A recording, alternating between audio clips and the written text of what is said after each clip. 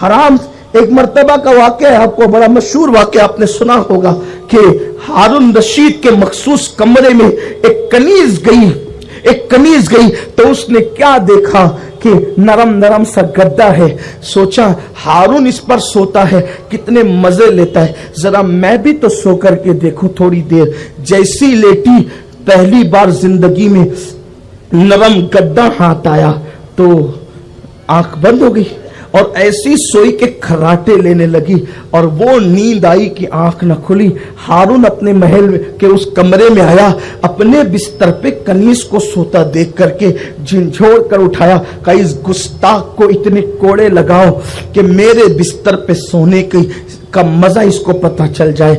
جیسے جیسے جلاد کوڑے لگا رہا تھا وہ کنیز رونے کی بجائے ہنس رہی تھی. ہارون نے پوچھا تو ہنستی کیوں ہے؟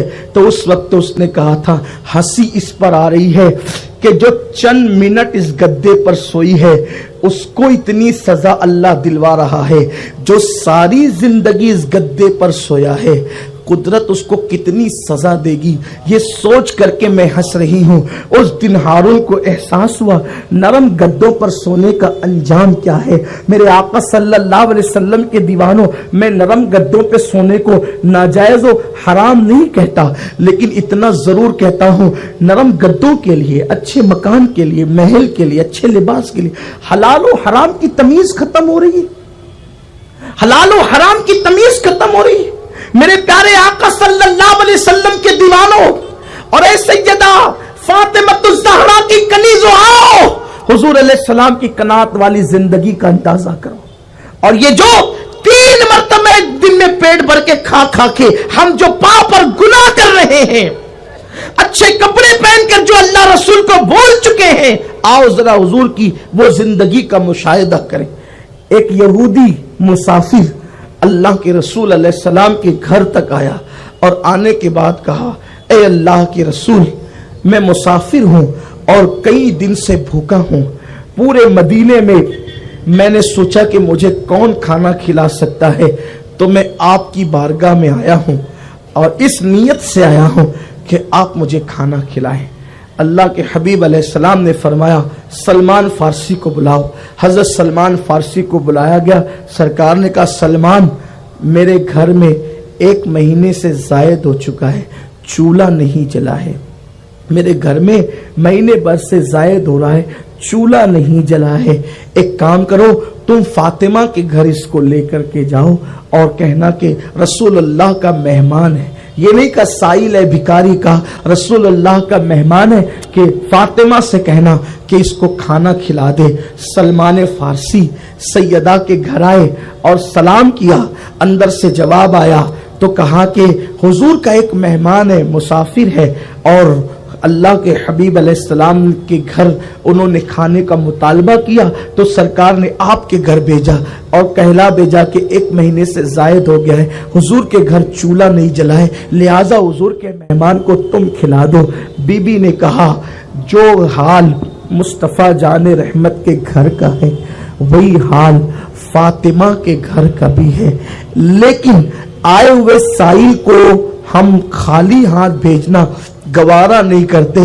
سلمان، اس وقت تو میرے گھر میں کچھ بھی نہیں ہے، لیکن چونکہ سائل آیا ہے اور حضور کا مہمان ہے، اللہ کے نبی کا مہمان ہے، میرا دوپٹہ لو، اس کو بازار میں بیچ دو اور بیچ کر اس سائل کو کھانا کھلا دو. یہ ہے ان کے گھر کا حال جس کا شوہر ولیوں کا سردار، جس کے بیٹے جنتی جوانوں کے سردار، جو خود جنتی عورتوں کی سردار، جس کا بابا نبیوں کا سردار. حال یہ اگر ٹھوکر مار دے تو جنت کی نعمتیں اتر پڑے، نگاہیں آسمان کی طرف چلی جائے تو جنت کی نعمتیں اتر پڑے.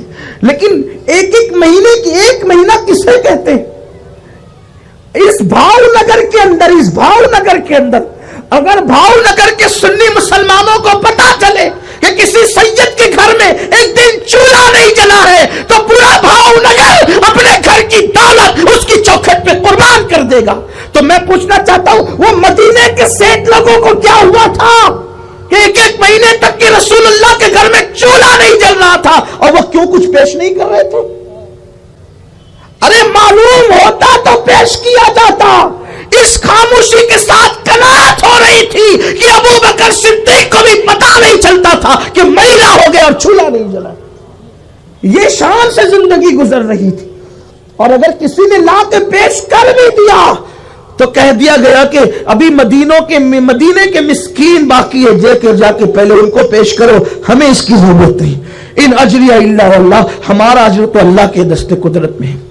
یہ صورتحال تھی. کس کے لیے؟ ہمارے لیے اسوہ تھا کہ اگر تمہاری زندگی میں کبھی غربت آ جائے تو غربت تمہیں رکاوٹ نہ بن سکے تقوی کی راہ میں، پرہیزگاری کی راہ میں، اللہ کی راہ میں. تو سیدہ نے کہا میرا یہ دوپٹہ لے لو اور دوپٹہ بیچ کر کے جو ہے وہ اس مسکین کو کھانا کھلا دو، مسافر کو. سلمان فارسی نے کن کانپتے ہوئے ہاتھوں سے وہ دوپٹہ لیا ہوگا، اس کا آپ تصور کر سکتے ہیں. کسی عورت کا، معمولی عورت کا دوپٹہ بکنے نہیں جا رہا تھا بازار میں، بلکہ دوپٹہ اس کا بکنے جا رہا تھا، وہ بھی خود کے لیے نہیں، ایک اجنبی مسافر، وہ بھی یہودی کے لیے. اور بیچنے کے لیے ذمہ داری اس غیرت مند کو دی جا رہی تھی جسے دنیا سلمان فارسی کے نام سے جانتی ہے. سلمان فارسی نے کانپتے ہوئے ہاتھوں سے وہ دوپٹہ لیا اور خدا جانے کوئی آسمانی فرشتہ خریدار بن کر آ گیا اور اس کے بعد اس کے ہاتھوں اس کو دوپٹہ بیچ دیا گیا، رقم لے لی گئی، بازار سے کھانا خریدا گیا. یہ سارا منظر وہ یہودی دیکھ رہا تھا اور پھر کھلایا گیا. سلمان فارسی کے ذہن میں ایک بات آئی، مہینے بھر سے زائد ہو گیا ہے، سیدہ کے گھر میں چولہا نہیں جلا ہے، معصوم شہزادے بھی بھوکے ہیں. ایک کام کرتے ہیں، کچھ رقم سے اس مسافر کو کھلا دیں گے اور کچھ رقم سے جو وہ سیدہ کے گھر کھانا پہنچا دیں گے تاکہ وہ بھی کھا لے. پھر کیا تھا، وہ جو کھانا تھا اس کو تو کھلا دیا، وہ کھا لیا. بچے ہوئی رقم سے کھانا لے کر سیدہ کے دروازے پہ دستک دی. پوچھا اب کیا ہے؟ کہا کہ تم نے کہا تھا کہ مہینے بھر سے آپ نے ابھی فرمایا کہ چولہا نہیں جلا، تو یہ کھانا کچھ رقم دوپٹہ بیچ کر بچی تھی کھلا کر، تو میں نے سوچا کہ آپ کے لیے کھانا دے دوں. سیدہ نے کہا ہم نبی کی اولاد ایک مرتبہ جسے جو دے دیتے ہیں پھر دوبارہ واپس پلٹ کر نہیں لیتے. ایک کام کرو، یہ کھانا بھی غریبوں میں لے جا کر کے تقسیم کر دو.